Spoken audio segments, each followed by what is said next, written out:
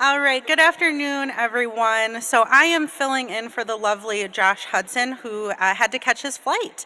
So my name is Lissa, and I'm going to be moderating this session called Social Media and Digital Approaches. We have 3 presentations in this session, and as always, we will have time for Q&A at the end of the session. I'm delighted to introduce Lou Morner back to the stage.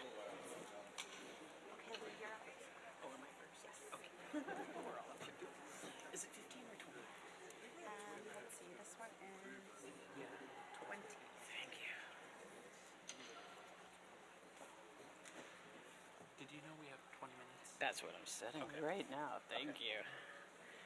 Good afternoon. No, still morning. Woo, I have no idea what time zone I'm in. Hello, everybody. My name is Lou Morner.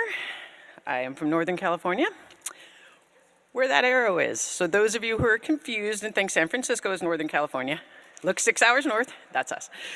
Okay, so I'm here today to share a little bit about some youth projects that we've been working on. And mind you, we managed to do this through the pandemic. So working with kids who barely have smoke signals for technology, trying to do a media project with them was definitely one of the most challenging things I have ever done. So we worked with groups of youth, 15 of them from Del Norte County. Shout out to my Del Norte table over here, woo woo. And we worked with 12 from Humboldt County. What they did was we brought them together, and much like they were talking earlier, it was completely peer youth-led. We taught them how to research, and that was it. How to go to the good sites like the .govs, the .orgs, the .edus, how to find research into topics that were super interesting to them. So I didn't say, you're researching secondhand smoke, you're researching addiction, you're researching nicotine. I just said, go find what you're interested in and come back and tell me what you learned. Come impress me with your knowledge. So they researched for a few weeks, we came together, and then we taught them how to run cameras, how to edit, how to video, all of the technology that goes behind that. Then we asked them, what do you want to tell your peers? Because I'm an old lady and you're going to listen to me about like this, right? But what do you want to tell somebody that's your age about the tobacco company, about vaping, about nicotine, about traditional tobacco? Like, what do you want them to know? And how do you want to present that? 100% peer-led. They chose their topics, they chose how to do them, and all I did was teach them photo voice, digital storytelling, and public service announcement curriculum. That was it. I gave them skill sets and said, impress me, impress your friends, show us what you've got. So we managed to go through the 15 in Del Norte before the pandemic. We moved down to Humboldt County. Pandemic struck right after we did our first filming session together. So I lost the majority of the 12 students because Hoopa has almost no communication with the outside world. And these children were literally driving to people's houses to find a hot spot so they can sit in their car and do this work. They were so engaged with this project through the pandemic that those who could find Wi-Fi did. And they just managed to do it however they could. And I made sure to never ask if that car they were driving was registered or insured, because that's not my business. Whatever gets them there, gets them there. So then we had them create a PowerPoint to give to the classes that we were virtual, obviously, at this time. So we asked them, put together a PowerPoint that has the products that you have created that you want to show. You don't have to show every video you've created. You don't have to show every single photo voice. You don't have to show all the digital stories. Which ones do you think are the best? Not me, not the adult. Which do you think will really impress your peers? And so they chose those and they put together this PowerPoint. And I said, well, how do you want the PowerPoint to go? Do you just want to talk at the students? They're like, God, no, we hate that. We just can't stand it when you do that. So much like our presenter earlier this morning gave you crayons and paper and said, go for it. These young people wanted to talk with their peers. They wanted a dialogue. They wanted a conversation. They didn't want to tell their peers what they knew because that's what adults do to youth. They wanted to ask their peers what they knew first and correct any misinformation or encourage the continuation of that proper knowledge. And so what you're going to see here is a hybrid version of that PowerPoint. So they started off with this question. Do you think that tobacco companies want young people to smoke or vape? And they gave the students time to respond in the chat box or to respond verbally, and then they answered back to them. The coolest part about this, other than the fact that we were paying these students more than minimum wage, probably more than some of you, per hour. They were paid.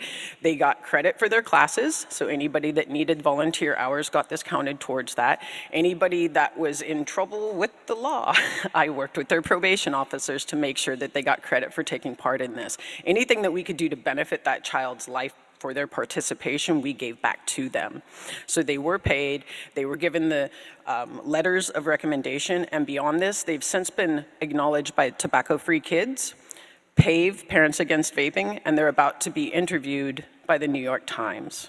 So the things that you're about to see, completely youth generated. I had nothing to do with any of this, so just I'm their spokesperson. Please acknowledge that.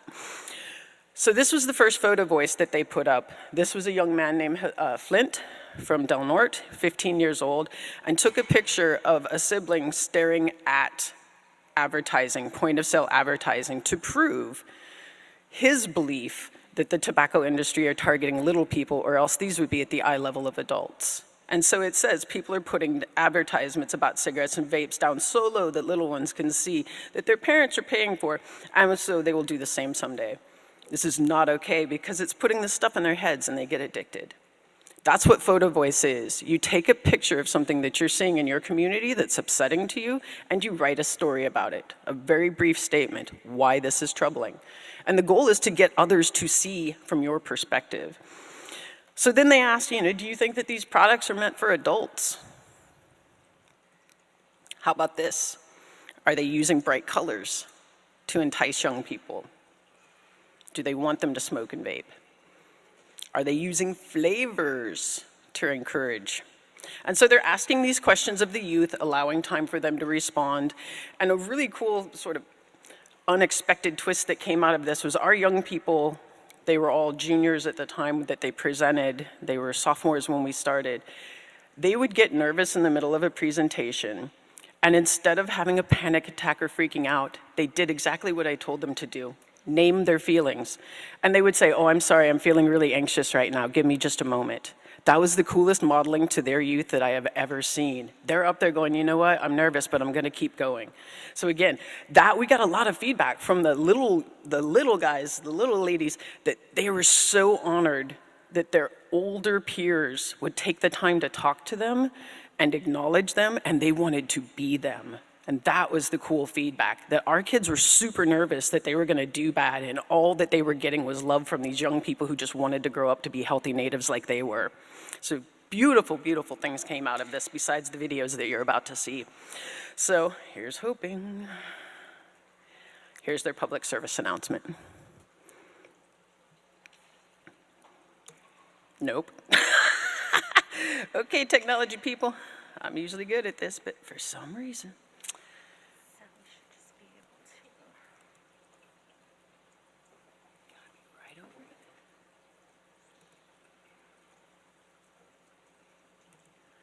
I will do interpretive dance. Flavorings are bad. Colors. We'll get there, I swear. Okay,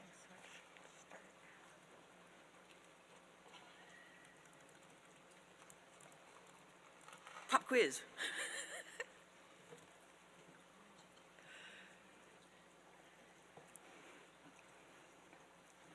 not sure. There we go. Ah, the mouse runs that one.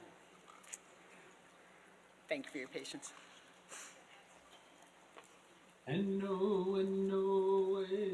I feel like vaping is bad for you, and seeing it around with the youth, people think that it's a cool thing. They think that it's cool to vape and to be that person to vape, and they think it's cool, so they don't think about how bad it is for you or what the side effects are. I feel like the flavoring is so that more youth will go out to stores and buy it because it's mango flavored or it's cotton candy. You just shouldn't do it because it's not good for you. It has really bad long-term and short-term effects to your health. Your brain and stuff isn't completely developed yet, and so it could stall that progress. To anyone who's thinking about starting vaping or who is just starting to pick it up, Like, don't do it. It's not cool. It's not healthy. There should be more awareness with the nicotine, and I feel like it shouldn't be so normalized around this community. People should do more about preventing it, and I feel like we could do more to prevent it. It's scummy, really scummy what they're doing, how they're influencing the youth to buy their products from a flavor to a color. It's harming society as a whole. It's really manipulative how they use colorful packaging, deceptive flavors and smells. It's targeting youth, even elementary school students and younger, to be attracted to those colors and those flavors and those scents, and it's making them want more, just like it's candy. What if a little kid drank a bunch of vape juice? Nobody wants their family to suffer. Be safe, don't smoke, and be smart, don't vape, don't start. We need to step up as the minority, as the youth, as the people of color, and that we can defeat this harmful thing that's coming to us. I'm not your token, I am not your mascot, and I am not a smoker. Sacred use, not abuse.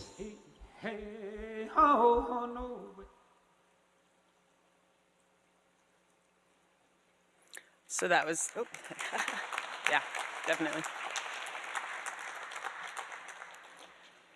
So that was their, oh, pardon me. I'll get this figured out, I swear. That was their digital story. Powerful? How do you feel about that? Yeah, I'm getting some thumbs up, right? This is what got the attention of PAVE. This is what got the attention of all of the national groups. A 3-minute video. No student is seen. There's actually no moving video. So those of you unfamiliar with digital storytelling, it's a narrative driven by photos with a soundtrack to it. And the intention is to drive policy. And these young people are doing a great job so far. So then they went on and they asked, like, what about products like this, these fancy little USB ports? Are these meant for adults or are these, novel? Are they meant for youth? Let's see if I can get this turned on this screen. Commercial tobacco affected one of my friends. He got addicted to tobacco when we were both in middle school. He didn't look good, he didn't seem good, and I think he's just led on the wrong path right now. It was originally for sacred practices, and we're just abusing that. Don't do it. It's not worth it. Don't let other people peer pressure you into doing things that are bad for you. Commercial tobacco. That was one of their public service announcements. They made them in 30-second and 60-second long blocks for publication on television and other mainstream media. So then they started asking about the difference between the visuals. Can you tell the difference between the candy? If you're 4 years old, you know mommy and auntie and grandma have great stuff in their purses. But if you're illiterate, what happens? So then they started talking about grooming by the tobacco industry. They start you thinking about it young.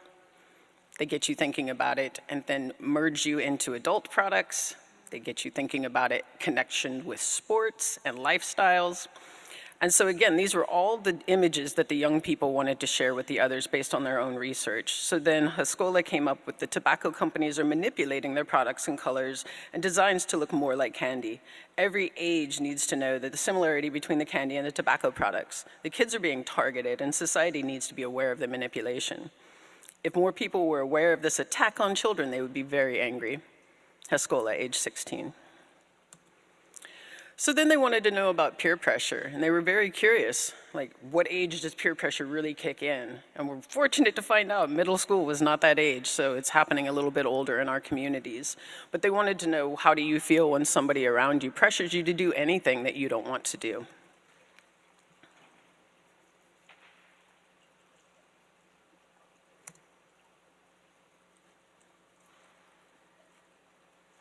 It's really sad that students vape, especially when they get peer pressured. I think a lot of them are influenced by people in the community or their family, especially when they, see other people doing it. They think, oh, well, it's better than smoking. It's better than, at least I'm not like smoking cigarettes, but it's really terrible, and I think it's a really bad way to deal with stress. I think that people just need to realize that they don't have to use products to get away from the problems that they have. They just need to talk about it to the person that they have the problem with, or talk about the things that they've been through to someone. Because if you talk to someone before using products, it relieves you. It feels like you've lifted a weight off your chest. Some pretty profound words from some 15, 16-year-old children. So we'll give you one more here on their attitudes and opinions about commercial tobacco use.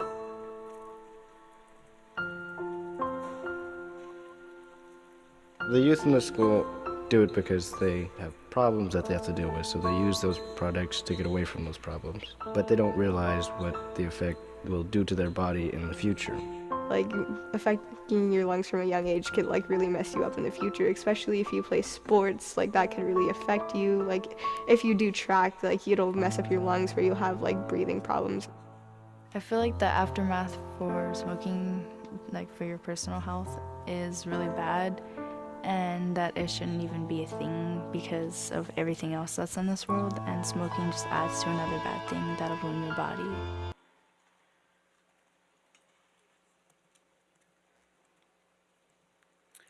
So then the youth wanted to ask one another about racist imagery. What do you think about this? What about this? Is this traditional? And they meant that sincerely, because there's so many youth in their community who do use commercial tobacco for ceremonial reasons if there is nobody growing traditional tobacco and making that available. And they were asking this question legitimately. Do you feel like this is traditional tobacco, or do you understand the difference? I'll show you this last video, and then I thank you once again for taking the time to honor the youth and all of their hard work, especially during a pandemic.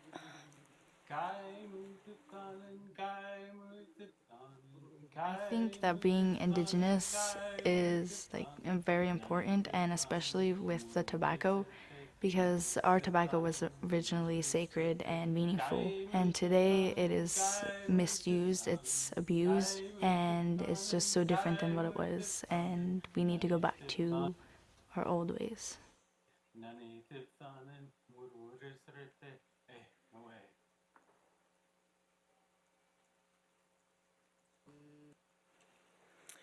And with that, I'll remind everybody, tobacco, sacred use, not abuse, and thank you so much for your time.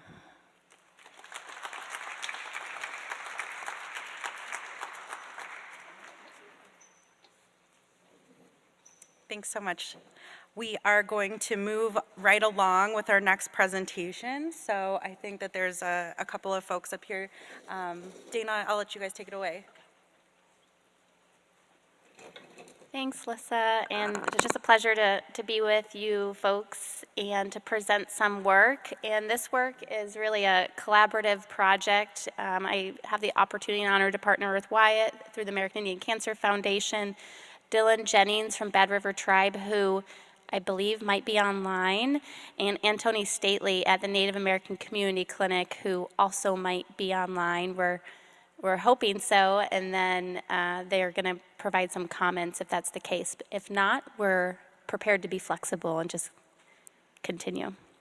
So we're going to talk to you a little bit about a project that we've been working on for since September, and have been planning this, of course, for a couple of years now. So this is, the title of our talk is Development of a Culturally Tailored Smartphone Delivered Intervention for Commercial Smoking Cessation Among American Indian Persons. So we had the opportunity to receive some funding for this work through the National Cancer Institute. And I just wanted to pause and show this picture here. There are a lot of individuals that come to the table around this project, several that you have probably bumped into at this conference or are on the online virtual setting. If you're online, thanks for your participation in our group, and we're just so, it's a really fun group to work with and get to learn from. And so again, we have folks from the American Indian Cancer Foundation, Native American Community Clinic, and then we have several community advisory board members that are not pictured in this photo that we meet with on a regular, about every other month, and discuss our project and our goals and get their input and help us make decisions on moving forward. So I'm just going to look back at the AV team to see if there were anybody promoted to a panelist. Okay, looks like perhaps not. So Antoni and Dylan, we were hoping to engage them in this presentation, and they were going to be online, but looks like they are not able to make some comments. But essentially, a couple years back, we recognized, and there was some slides presented at the conference today that really gave rise to why we came together around this project. So we know that American Indian adults who smoke are about half as likely to quit commercial cigarettes compared to some other adults from other race groups. And really, we felt that limited access to engaging and culturally appropriate cessation resources and programs has been put forward as a main reason for some of these low quitting that we see. And so we really wanted to potentially provide one solution to this area. So our long-term goal that we come together around is to develop smoking cessation interventions for American Indian persons that are engaging, because we know if we can engage folks, then either through a new resource, get their time, get their support, they're motivated to use a program, then that's when we can really start to see some quit outcomes if we're able to engage them. And so we want it to be engaging and reflect the wishes and needs of American Indian persons. So as I alluded to, we thought that while there's obviously not a one-size-fits-all for everybody that wants to quit smoking, and there's going to be a lot of individual choices, and some people might prefer an in-person smoking cessation program, some people might prefer a quit line.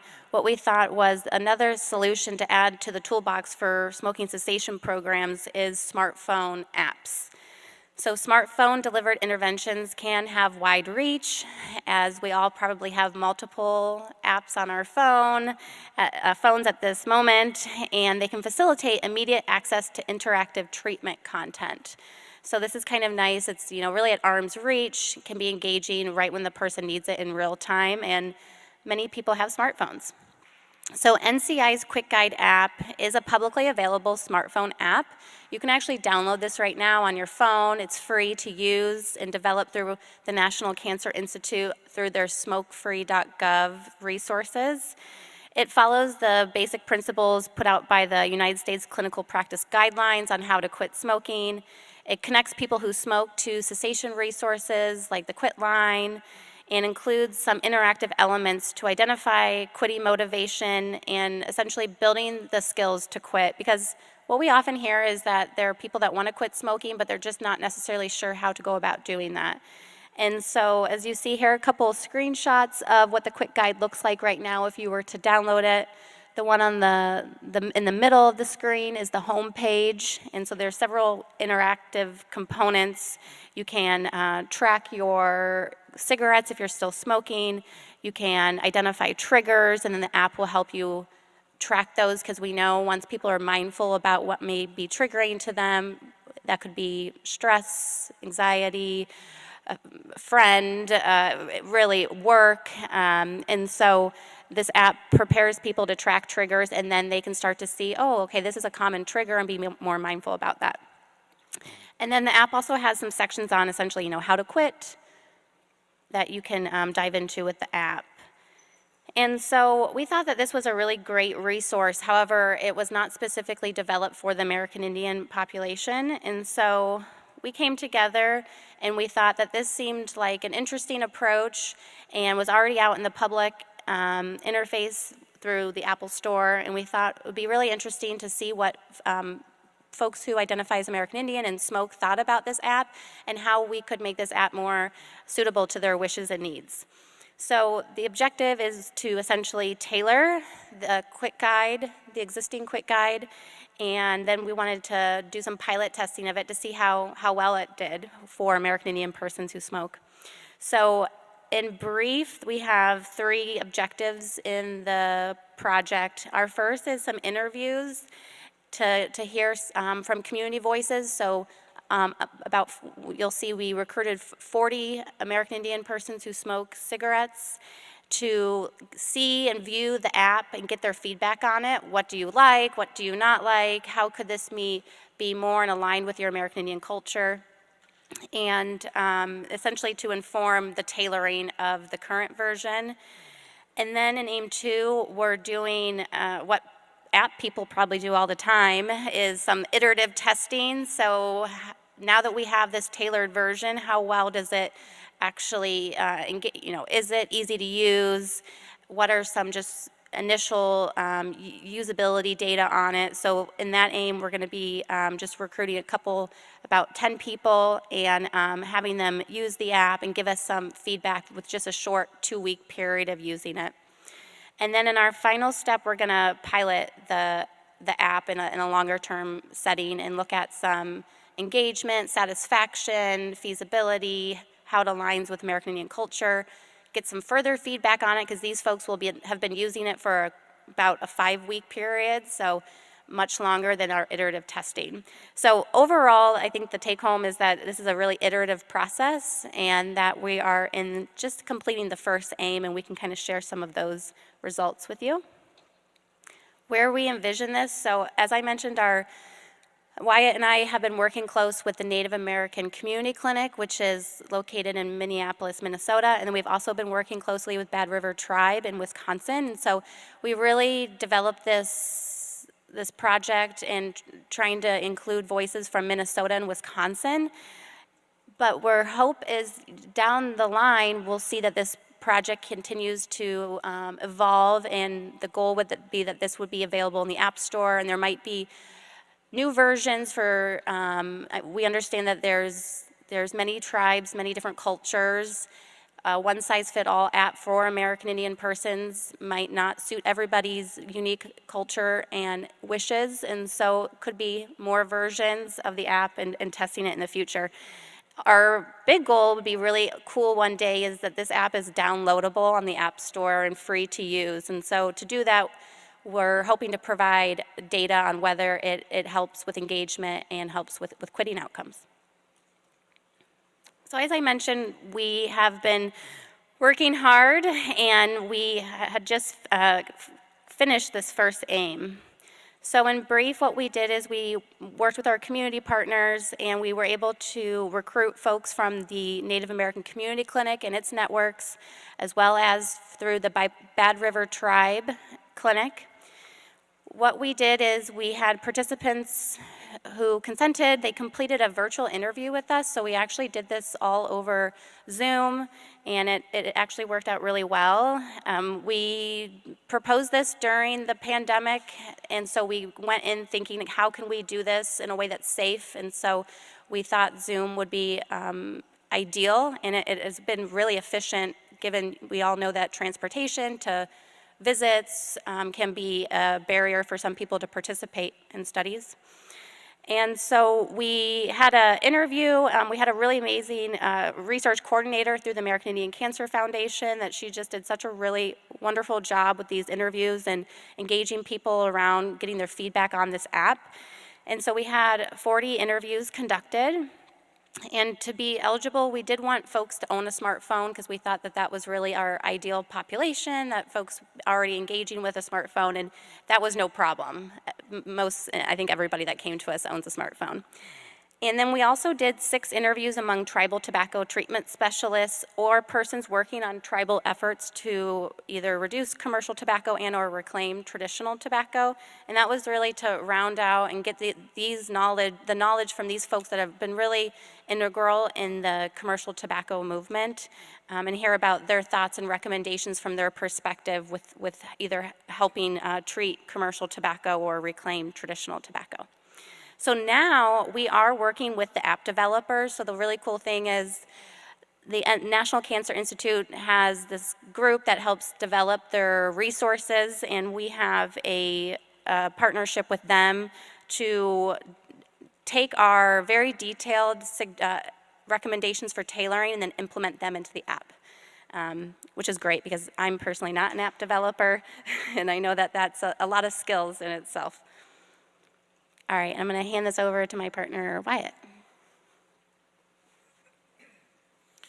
All right, so we'll jump into a little bit of the data and information about the participants in the qualitative interviews. So we asked them, a pre-survey to the interview, some questions, and so this is some of that information. The participants primarily, majority of them were smoking 10 cigarettes or less per day, and then majority of them were having their first cigarette within the first 30 minutes after waking up. There were a handful that were in the 30 to 60 minutes and then 60 minutes or more. We also asked about some various cultural practices and involvement in that. So a majority have offered tobacco before and used it in a traditional way. A lot of people have smudged or saged. It was more split between, some of their participation in ceremonial songs and seeking advice from a spiritual advisor.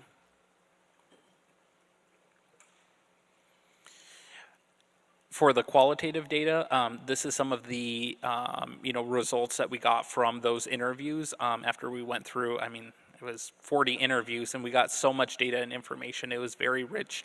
As Dana mentioned, they provided some very detailed information about the cultural tailoring that they felt would be helpful for them. And so one of the things was going through, and we asked about, there's a list of triggers. When you go into the app, you can select I slipped, and then it will ask you, what was it that caused you to slip, and so then you can identify that trigger, and then, it collects, the information and can show you what your top triggers are, so that you can focus on some of that.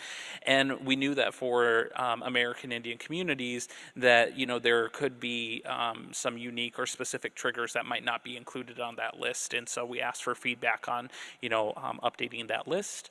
As well as new content of what would be helpful once you select that trigger.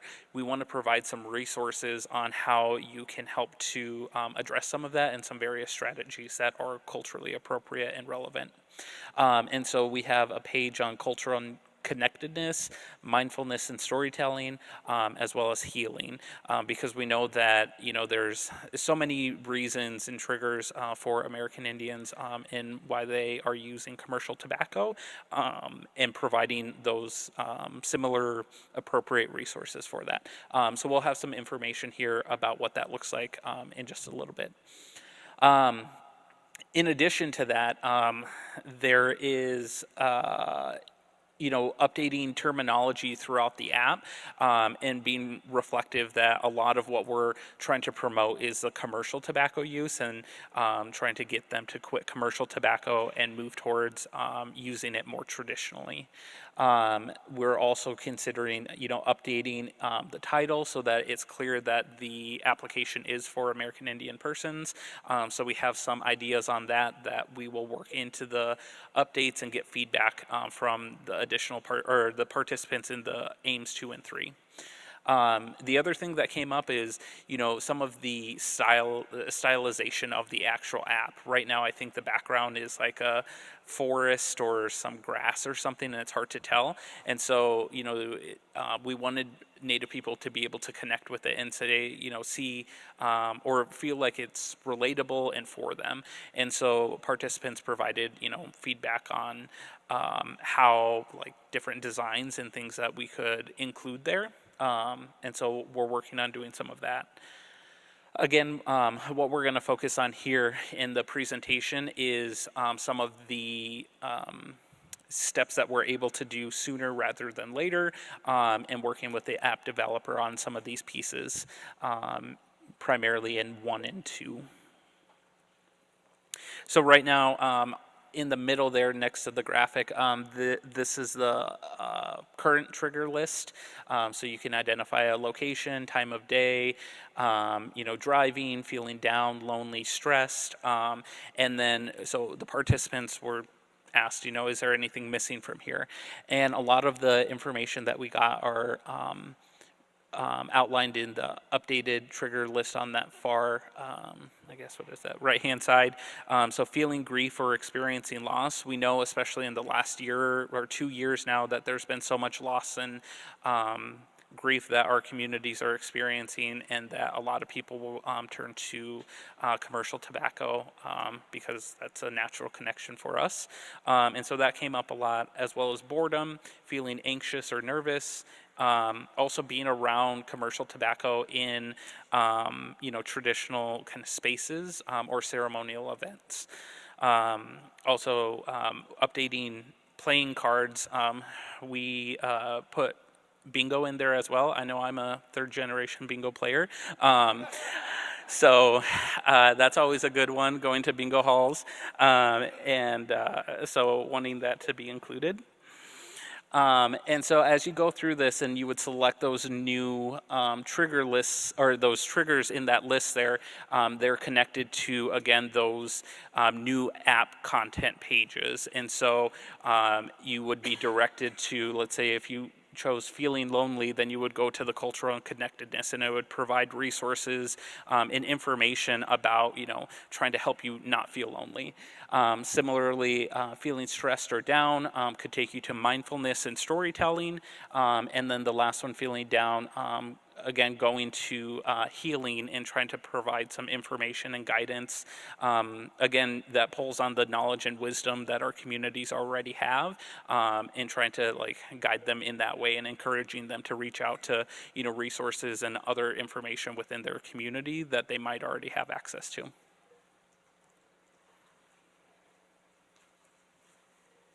Great.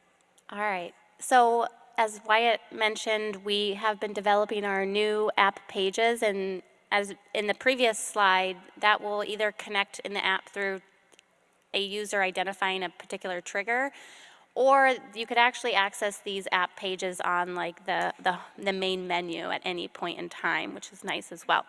So just to give you a flavor of these app pages, and I want to mention we've been working closely with George at the American Indian Cancer Foundation, who's a graphic designer and so talented on taking the full content in these pages and making it look graphically pleasing, because this is just, text right now, and of course we know we need to be engaging, and he just does amazing work.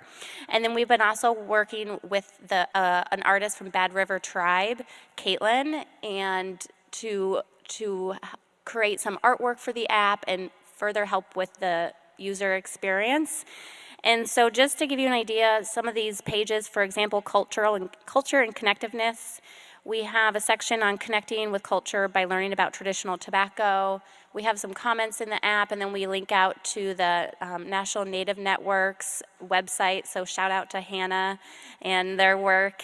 And then we also have some information there about connecting with your culture by attending community and cultural events. And we have some crafts in there, linking out to YouTube videos on cultural crafts, beadwork, corn husk dolls, and the idea of being just in the right mindset when doing that, and that's an act of mindfulness. That's just a natural indigenous strength. We can go over to some of the other sections like mindfulness and storytelling. You see some things there as well. And actually we had a mindfulness script created by our research coordinator, Chelsea. It's just this amazing, multi-talented team that we get to work with, and everyone has these wonderful strengths that they bring.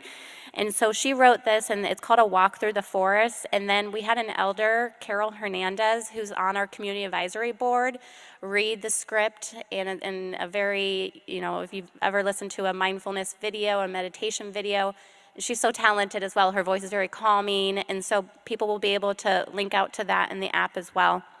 And then of course we highlight and link out to some other existing resources. So it's been a really fun and interactive project, and exciting to think about the potential impact. And so again, we're still working through this project, excited to present the data we did today. And moving forward, we've been working closely with our team to develop our iterative testing as the next phase. And so again, that's going to be people who smoke and identify as American Indian are going to interact with the app for 2 weeks and get some feedback from them. And I think what we've learned throughout this is that, again, this is not going to be an app's not going to work for everybody, but there might be a segment of the population that it can engage and maybe connect to other resources. So we'll have the American Indian Quit Line link in there, we'll have the main Quit Line, and a lot of Quit Lines will link you to Native tailored Quit Lines. We have some of the American Indian Cancer Foundation Quit Connections page in there. So again, just a way to engage folks. And I think something that Wyatt and I have talked about a lot is the Quick Guide has been our starting place, and we've worked to tailor it. But moving forward, we're recognizing, as helpful as a Quick Guide may be, there might be a need for us to just really develop our own app, moving as we're learning what folks need, and that hasn't been able to be carved out specifically in the work we've done. So stay tuned, and thanks for listening.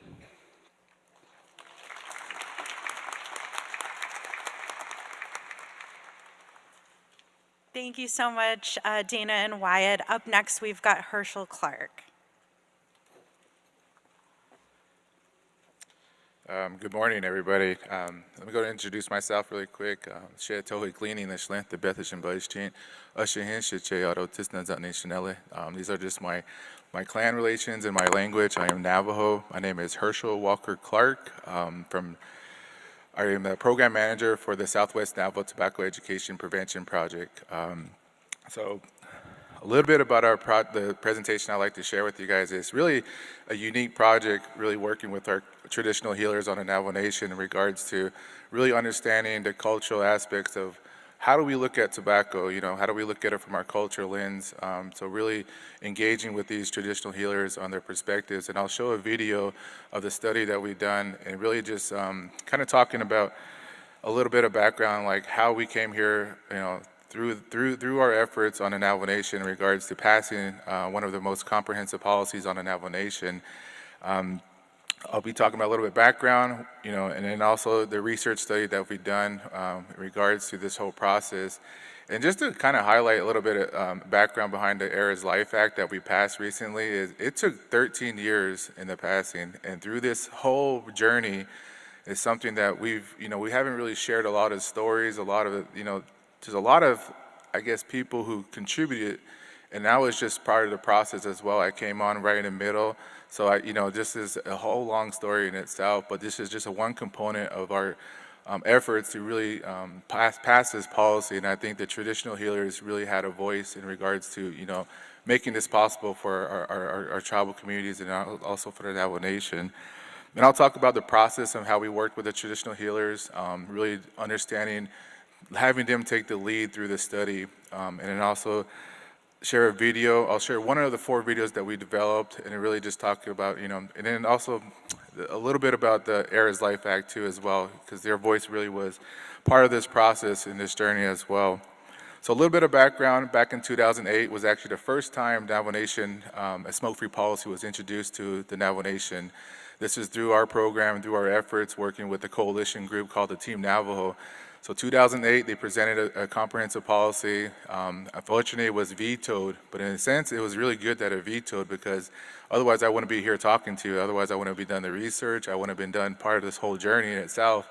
So it was based on 3 reasons. One, is an unfunded mandate. Number 2, that casino was very new to the Navajo Nation at this time in 2008. So we were really getting into the casino industry. So, they use revenue against us, saying that, if they go smoke-free, that the revenue impact is going to have a negative impact on the economy for the Navajo Nation. And number 3, which is I really want to highlight, is it'll infringe on the bona fide use of tobacco use within the ceremonial settings. So what we've done, so this is just a little bit background, and after that, there was actually 3 more attempts in 2009, 2011, and then after 2013, there was an executive order passed as well. So there's been prior attempts after this as well, but what we did as a coalition in our office is we wanted to look at how we could really engage the community through research, through data collection. So what we've done is Dr. Patricia Nez Henderson, who is my boss, and also Dr. Scott Leisha from the Mayo Clinic, is they got together and they said, let's do a research study on how the Navajo people look at commercial tobacco. What are their attitudes? What are their beliefs? What are their understanding of a comprehensive policy for the Navajo Nation? So that's when they came together, And it's a huge study. It was about 5 years of the study, 3 years of data collection, and that's how I got introduced to public health. I became a research assistant with the program, and we did a lot of focus groups, we did a lot of interviews, we did a lot of surveys, and we even interviewed the Team Navajo Health Coalition. That was, the group that really put efforts to pass a smoke-free policy on the Navajo Nation. So 3 years of data collection, and throughout those 3 years, there was a lot of pilot studies that we've done as well. But the one I want to kind of highlight and share with you guys is the Traditional Healer digital story project that we've done with our traditional healers. Why was this kind of come about is because our first year of data collection, it was really just talking about commercial tobacco. And we didn't really want to talk about ceremonial tobacco because we didn't want to really, didn't really want to focus our group, our people to understand it. We just want to talk about commercial tobacco. We didn't want to get it too diverse or too complex with them. So we just concentrated on commercial tobacco the first year. But after the first year of data collection, we noticed a lot of people were saying, what about ceremonial tobacco? What about tobacco being used in ceremonial settings? They're mixing tobacco with a lot of our ceremonial settings, with commercial tobacco, with ceremonial tobacco. So there was a lot of interest in that area. So what we did as a research study, we regrouped and we said, okay, how can we focus? How can we get a little more understanding of this issue that they're seeing in a cultural context, that commercial tobacco is being used in our ceremonies? And also health reasons. There was a lot of health reasons as to why a lot of the people were saying, well, they use it in ceremonies, so isn't that a health reason, secondhand smoke?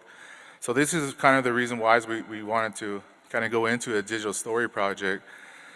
So it kind of we've been talking about, why, how digital stories is really a tool for a lot of our tribal communities because, oral stories is something that we kind of resonated. We've been talking about it here. Is that's a way of communicating with our people.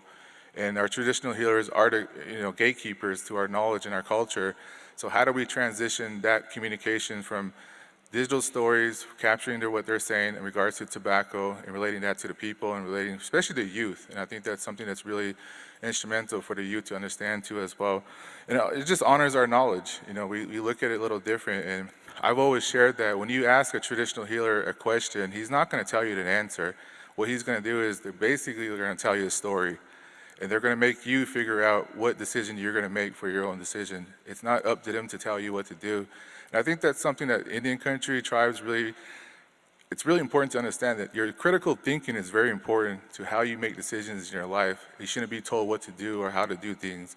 You should be told through stories or through your own thinking. And I think that's what traditional healers, my interaction with them is just, they won't tell you the answer, but they'll give you a good understanding of what the subject is and having you make that decision. And it also provides a historical context of how we look at it today, presently, with our stories and how we could talk about the issue now, kind of merging that Western science with traditional knowledge as well. And then I always say digital stories, academics, research, it's a tool. It's a tool for us to relate information and really engage into our people. So what we did as a research project, we reached out to two distinct traditional healer organizations on the Navajo Nation. One is the Diné Tafi Association, which is really a traditional organization that does a lot of the traditional ceremonies in our culture. And also there's the Native American Church of Navajo Land, which renamed their name to Ezeba Naga Diné Nation. And this is a peyote-based organization that really focuses on using peyote in their ceremonies. A lot of you guys may be familiar with the Native American Church of North America. Those are part of the affiliations. And one of the things that I've always known, but our research studies was that tobacco goes one-on-one with peyote. So you use the tobacco, you use the peyote. You use the peyote, you use the tobacco. So it comes in play to one-on-one. Where in traditional ceremonies like the Diné Tafi Association, it's really a lot of our different types of holistic healings that we do through blessing ceremonies or protection ceremonies. And the use of commercial tobacco is not really used in a lot of our traditional ceremonies, but in the peyote ceremonies, there's a lot of roll your own tobacco that's been used in that type of ceremony. So what we did is they have an executive board, they have a board of directors.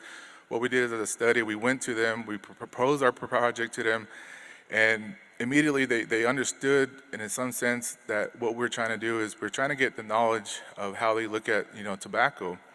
So what we did is they set some protocols, they set some recommendations on how we're going to go about our research study from both organizations, identifying who we're going to interview, how we're going to interview it, and where we're going to interview it. I think these were really instrumental in how we went about this project. They identified different healers for us throughout the Navajo Nation. When can we do these stories? And a lot of us, different cultures, different tribes, we have, there's a time and place to do storytelling. A lot of it's learned seasonally. For us, tobacco, what we learned is it could be used throughout the year, but it's only a coyote stories that, and a lot of emergent stories we only do during the winter time. So what we did is we regrouped and we did a lot of these stories during the winter time. I wish I could share you guys some stories and us out in the Navajo Nation, but where we can do these ceremonies to be really culturally relevant, culturally appropriate. A lot of them identified to have it in their household or even in their hogans. And for some of you guys don't know, hogans is just a cultural dwelling for Navajo Nation. If you guys go on to Navajo Nation, you'll see a lot of hogans out there. And it's just a place that a lot of our ceremonies are conducted. So we probably about half of the interviews that we've done were actually in the hogans. And other recommendations, really just for appreciation, we gave them a token appreciation. We gave them some financial funding, and also we gave them tobacco offerings and some goodies in regards for their sharing their knowledge and for their time as well. And one thing that they really emphasize is that the information that they're going to share and the information that we're going to gather is really for educational purposes. It's not for entertainment. It's not to be used in any other way. So we try to be respectful of their wishes. So we did archive a lot of this information, and I'll share a little bit about what we did in regards to the study. So I think this is a very unique project.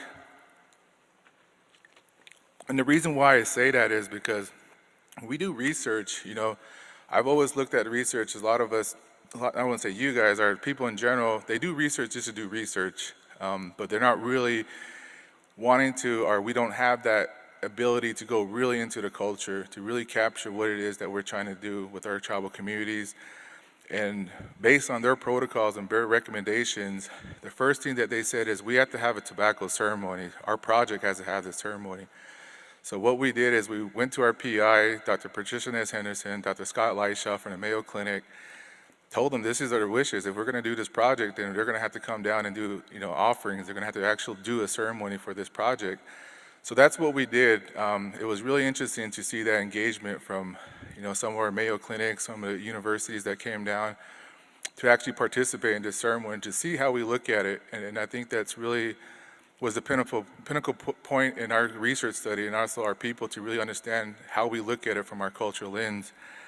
So we did that. We did a blessing ceremony, we did a protection ceremony, and then we also did a tobacco ceremony with our project.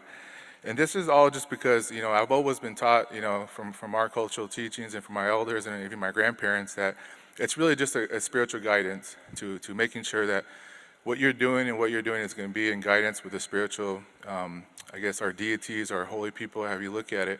But it's really just getting that okay from them that you're going to talk about this, you're going to talk about it in a good way, and it's a good purpose in a sense. So really just looking at it, emerging that traditional knowledge with how we do things in science, how we do things in research. And I think the one thing that came out of this too is really that when we talk about commercial tobacco, we shouldn't be talking about it harms people, it kills people, it's deadly, because that plant itself has a purpose in life. It's just the chemicals, it's just the additives that we should be talking about. So that's just something that came out of this research study from the traditional healers when they really explained what commercial tobacco is. It's like, we're not talking about the plant, because the plant still has a purpose, it's still grown, but the chemicals, those chemicals are the ones that are deadly. So in a sense, when we tell people that commercial tobacco is going to kill us, commercial tobacco is going to harm you, that tobacco is going to listen to what we're going to tell it to do. So I mean, there's probably a lot more research in that area. I thought that was just a really interesting point to share with you guys. But so what we did with our projects, we identified 15 traditional healers throughout the Navajo Nation. And what we did is we developed 8 questions. That was more of the academic research portion. really looking at how they look at the difference between commercial tobacco and ceremonial tobacco. Next questions we asked them, what are the health impacts of secondhand smoke within ceremonial settings? Next one was, when's the first time you ever seen commercial tobacco introduced to ceremonies, now with ceremonies? And the last question is, what are some solutions? What are some solutions to this issue that we see? So we captured that. We developed four digital videos that we developed. And I'll go ahead and share one of the videos. The first video I'll show you is just the difference between ceremonial tobacco versus traditional tobacco, or ceremonial tobacco versus commercial tobacco. The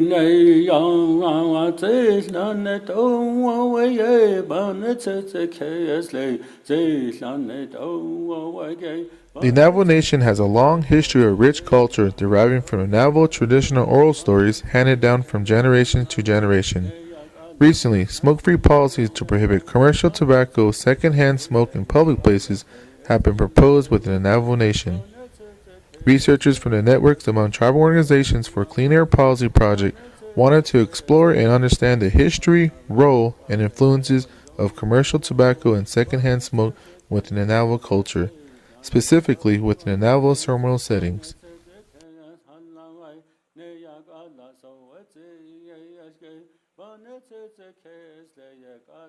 Commercial tobacco is processed, and zihleto is natural. It's organic. No additives, no chemical. The traditional tobacco, Navajo tobacco, is used in terms of different conditions, different syndromes that people, so it's considered a medicine. It's a medicine that's used to help in healing, help in restoration, and help in giving back to the natural environment. Commercial tobacco, I think, is more geared for profit, is geared toward the continued use, support of economy that is new in terms of introduction and monetary system that we're a part of today. And that is what I think is the main difference between the two. Die kujibal kanda minat oshie ya et ashi nanse at ende jo konde aji et atole tabiigi at isto bayat egi and sekkesto bayat egi inda isto inda ya khatil e khashine la asat ashi bi alia nana kujit neje dot eda Azashi be inte a conde ya asgo e chon I hoko jay ya e spanat so the hot out e chon e hot echo o overlord not over tasho e do sashi chon ida so that has your atas achina and sekes matas a hashi matas so the hot out e chon e quagity it's not only in his way. When a person really wants to restore their balance in themselves, either spiritually, perhaps a person has not said any prayers for quite a while, or has not communicated with the Great Spirit and forgot the ways, the traditional ways, and they want to restore that spiritually. And also they use it to restore their emotional state of mind, their physical body. Perhaps there might be some illness that they're concerned about.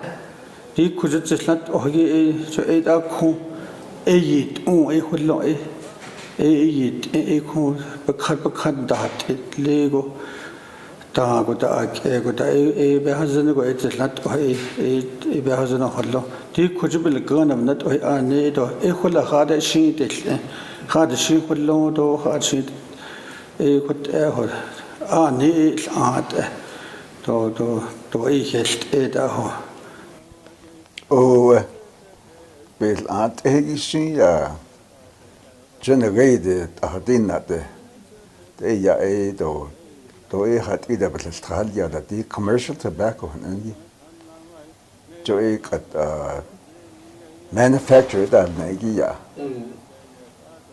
Around the chemistry the mixture of the chemistry during the manufacturing versus the pure tobacco. Question is the klajige yahe chemistry it's a habit. Becomes a habit forming. Nana commercial tobacco it often met ajma. Do had other be so desunda. Ben Saki she Ben Saki secunda. Oyo abetragi da Ben Saki la unhala. Do do idel zenocho ida. It abolni do. On a regos is teen in Stolto. Ik had daardoor on a rego And I believe that the difference in this is that our Zisnato mountain smoke is organic. It comes from nature. There is no mixture of any kind of chemicals or pesticides or whatever other they use to grow these other commercial tobaccos that comes from the western side. So I think that ours is natural. That's the difference.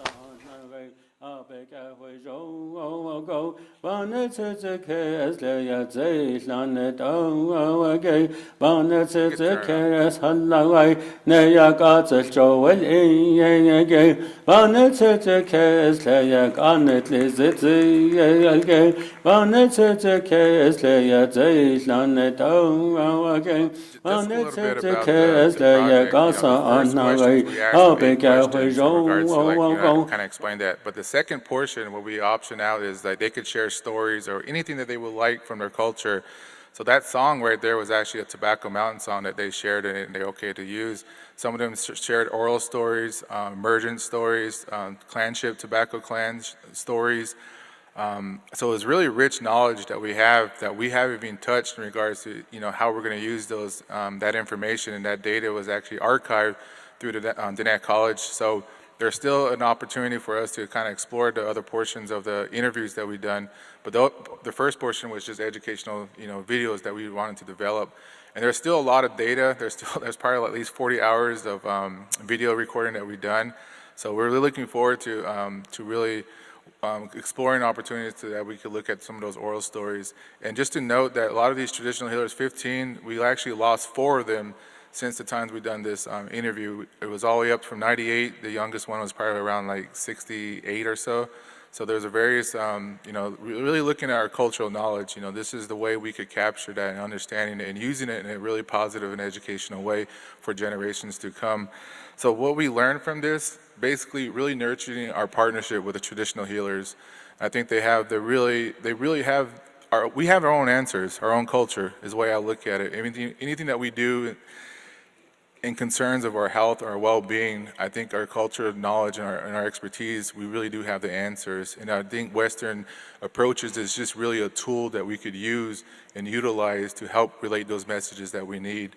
And also one thing I really learned through our process of this is that their voices are very important, especially when it comes to decision makings for your own tribal communities.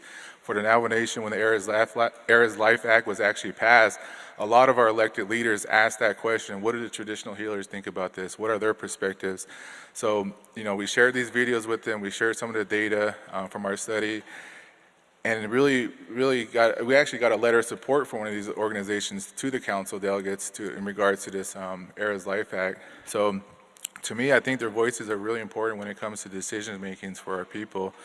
And also, digital stories. There's a way we could revitalize our culture and our knowledge surrounding this, and it's just through understanding and nurturing these partnerships that we have with traditional healers. But I really took a lot of interest in tobacco control because this is kind of where I come from, my community, and where my family comes from. So it's just really just sharing that knowledge and expertise with people like you guys, expertise, and really just getting down to the root of it is our culture has the answers, is the way I look at it. So, but this is a picture that was actually passed on November 6th. President Nez actually passed the Navajo Era's Life Act. It's actually called, I'm not fluent in my Navajo language, but it's the Navajo Nich'e Ibina Era's Life Act of 2021, even that phrase Nich'e Ibina was actually something that was recommended from our traditional healers in regards to it's a very sacred saying in our culture. It's used in a lot of our ceremonies. It's really just the essence of life. You breathe in life. That's life. You breathe it in. So Nich'e Ibina, that's really a sacred phrase. So even the languages, they're consulting with them and how we, resonate and develop policy, that is really coming from them too as well. And a lot of our leaders, our elected leaders, were like, wow, we love that name. We like it. We support it.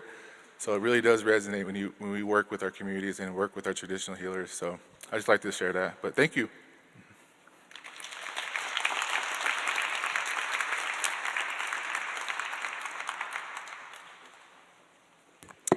Thank you to all of our presenters in this session. I learned a lot. I don't know about everybody else in this room. I was messaging my coworker saying, look at this great thing, we could do this, we could take from that. So I really appreciate you all sharing so much wonderful information. We do have time now for Q&A. So Amna is running the microphone in the room and simultaneously watching for our virtual friends submitting questions.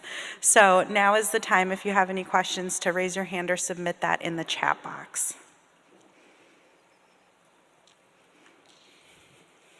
Looks like we have a question on the far end of the room here.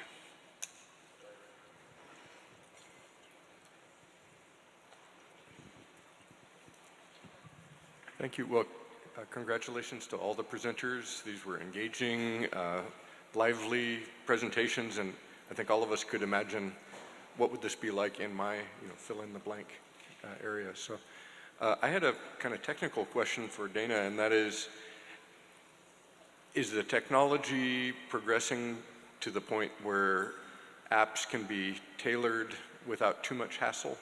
So I think that would open a lot of doors for a lot of people. If you could explain about that. Thank you. Yeah, I think this is a really great question, Raymond. Thank you. So the question was on the ease of tailoring apps. So Wyatt and I are laughing.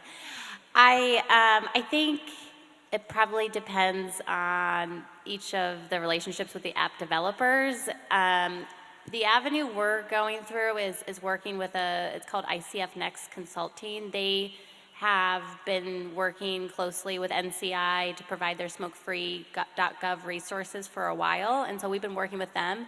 I do have to say they are wonderful. They're very receptive to our recommendations for tailoring. I mean, essentially, they're really meeting us. It is expensive, though. We are, everybody has a budget. We are implementing, as Wyatt showed, those changes, which I understand too, to develop and tailor an app, you have people that are experienced in app development, and we have to pay for their time, of course. So, we're spending about $40,000 to tailor the app. And so as you can imagine, developing an app in itself is probably a couple $100,000. And I think that's what I've heard, if it's engaging. So I think there's a long way to go, but I do know I want to shout out to this company that we talked to a while back, and I'm blanking on the name, Indigenous Friends. They, I think they have a really great website you can check out. Again, it's Indigenous Friends. Part of their effort is to create, it's Indigenous-led apps, and they actually, I believe, if I'm recalling correctly, they have technical assistance and they provide trainings on like coding and app development. So that's a place to check out. So, Wyatt, anything else? Yeah, I'll just add that, I think actually one of the first conversations that I had with Dana about this was, acknowledging that we were starting at a place in an app that wasn't designed for Native communities. And so part of the conversation was, some of what we might hear, the results, is that ultimately we may need to start from the ground up and create something that is specifically for Native communities. And, at this point, we're just working with what we have to show why the current thing that is out there, Quick Guides app, while as it is great for the general population, there's still a lot of, gaps in how it doesn't work for our communities and serve them in the same way. And what's great about this Indigenous Friends group is that, you know, the whole way that they perceive the content and information and developing the app, it is still like grounded in the knowledge and information of the communities that they work with. You know, everything from navigating and moving through the application, you know, follows a lot of their traditional protocols. And so it's just like well thought out, very intentional. And so, you know, again, this is recognizing that there's something in place there, but again, it wasn't designed for our communities, and so there's going to be limitations in how successful it's going to be. So we have a question from online, and it's for Herschel. What's the implementation process look like as of right now? Do you feel like things are on track as far as covering a tribe as big as Navajo Nation becoming totally smoke-free? What's the biggest challenge in implementation?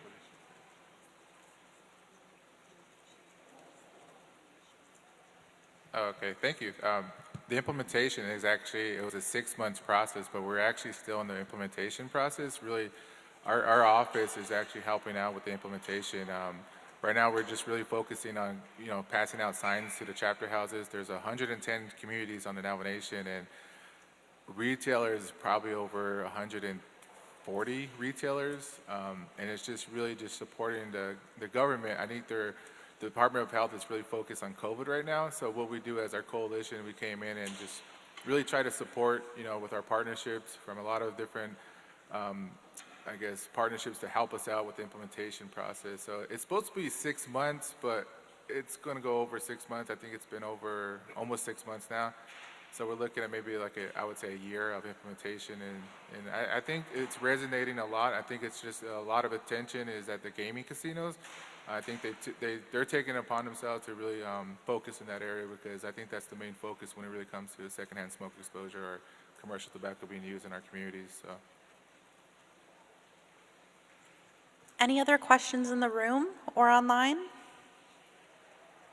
One in the front here, it looks like.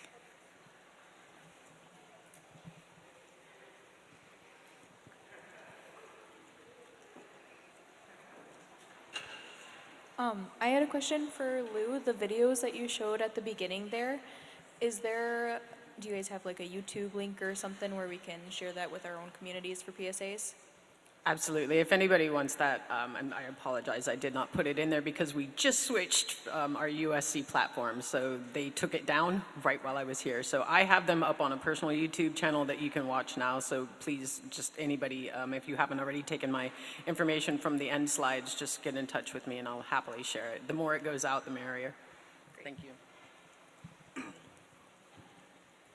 Any other questions? All right, seeing none, we will go ahead and wrap up this session. Thank you all so much for being here. I do have just a few notes before we head into our next break. We are about to take our lunch break, so folks in the room with us, lunch is just coming out now, so we'll give it a few minutes before it's ready to enjoy. In the meantime, I would encourage folks to visit the Heritage Gallery, again, to visit posters and tables, to find some more resources and meet some more folks. Again, there is virtual components as well, so if you haven't already, please visit the website that was emailed out to find those resources. And then we will rejoin here for our closing keynote presentation at 1:15 p.m. Central Time for the second half of the day. And for our in-person audience, I also just want to note that we do need to vacate the space by 2:30 p.m. for another event happening here this evening. So we encourage you to take advantage of the beautiful weather and hang out outside if you would like to continue mingling and networking after the conclusion of our keynote and closing ceremony. So thank you all so much for your time and attention, and we will break now for lunch.